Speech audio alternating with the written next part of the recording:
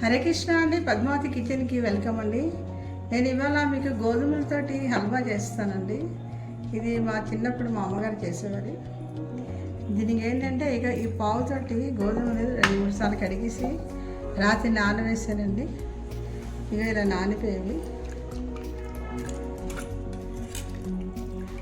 చూసారా, నా మెత్తగా అయిపోయి ఇవి శుభ్రంగా నానిపోయిన తర్వాత 3-4 సార్లు కడిగేసాను. కడిగేసి మిక్సీలో వేసుకోవాలి.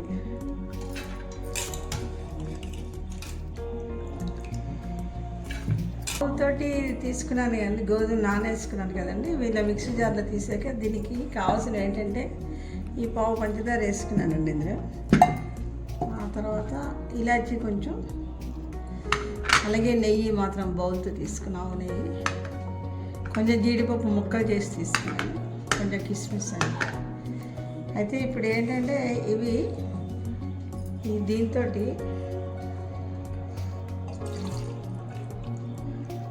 కొంచెం కొంచెం నీళ్ళు వేసి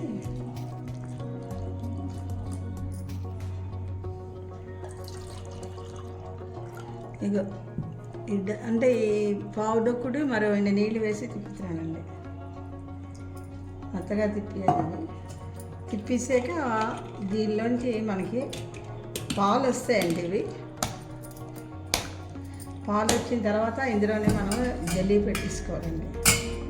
అంటే అందులో పీచు లాంటిది ఏదైనా ఉంటే అదంతా కూడా బయటకు వచ్చేస్తుంది, మిక్సీ చేస్తే వస్తుంది.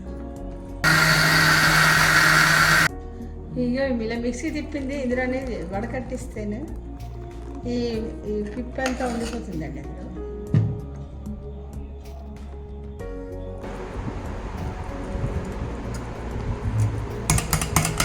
ఇదిగో ఇందులో ఇలాగ వచ్చేయండి. ఇవి ఇలా పిప్పి మిగిలిపోయింది కదా, ఇది మరొక్కసారి ఇందులో వేసి మరి కొంచెం నీళ్ళు వేసి మరొకసారి తిప్పేసి ఇందులో ఇంకేమైనా పాలు ఉంటే వచ్చిస్తాయండి.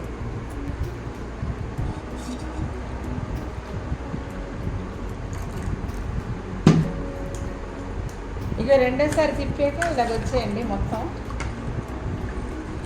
ఇది మరి అక్కర్లేదు, ఇంకా వేసుకొని తిప్పుకోవచ్చు కదా.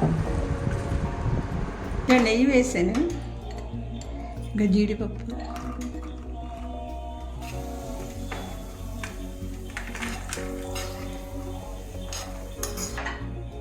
ఇవి కిస్మిస్ వేసాను.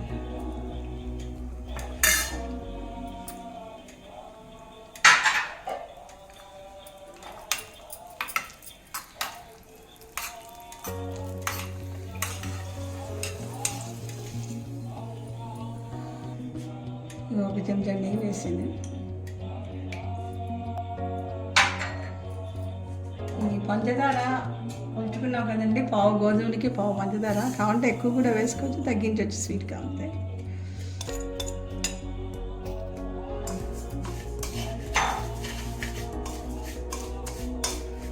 ఇది మెల్ట్ అయ్యే వరకు ఉంటుందండి.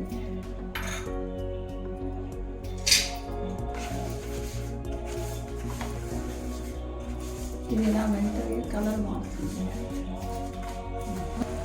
ఇందులో ఈ మాత్రం నీళ్ళు కొంచెం ఇందులో పాకంలో వేసానండి. అంటే ఇప్పుడు ఈ పంచదార ఈ వాటర్లో కరిగిపోతుంది.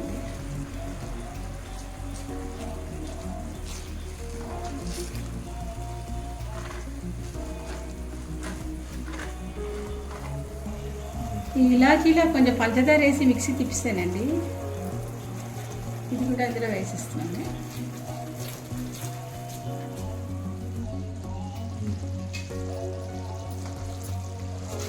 ఇంకోటండి, ఇది మొత్తం కరిగిపోయింది. అయితే ఇందులో నేను ఇన్ని నీళ్ళు వేసానండి, సగానికి తక్కువ. ఇప్పుడు ఈ పాలు మనం తీసుకున్నాం కదా, గోధుమలు 2 సార్లు మిక్సీ తిప్పాను. ఇలా వచ్చాయి, దీన్ని ఇందులో కలిపేయాలి. ఇప్పుడు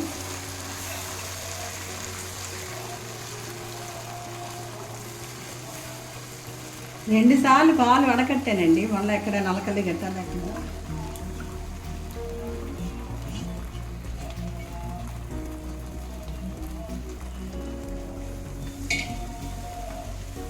అది అలా కలుపుతూ ఉండాలి, అది గంటకుండా. ఇందులో ఇప్పుడు మనము కొంచెం నెయ్యి వేసుకోవాలండి. నెయ్యి కొంచెం వేస్తుంది.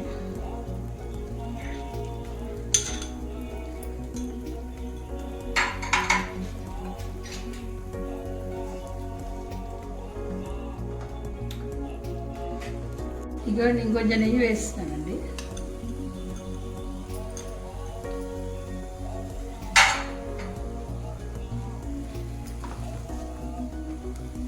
అంటే అది నెయ్యి ఎంత పీల్చుకుంటుందో అంత నెయ్యి వేస్తాను. తీసుకున్న తర్వాత మళ్ళీ వదిలేస్తుంది. మనం మైసూర్ పాకు వేస్తాం కదండి.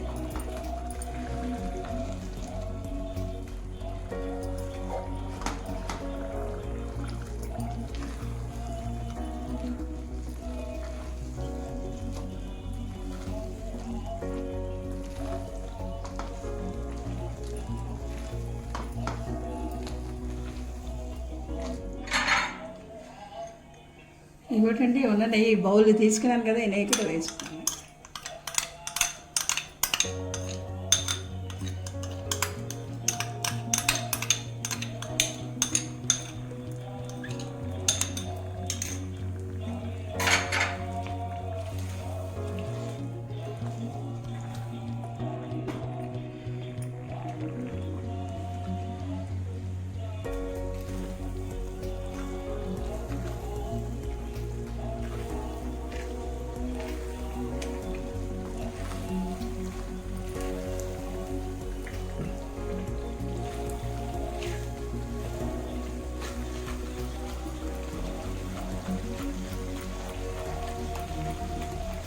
బీచ్ పట్ల వచ్చేస్తున్నారు, బయటికి వస్తున్నారు చూసారా.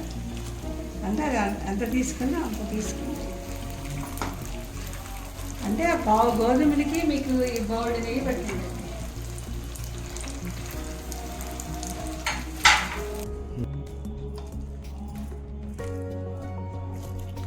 కాజుని కిస్మిస్ వేసుకున్నాం కదండి, ఇందులో వేసిస్తామండి.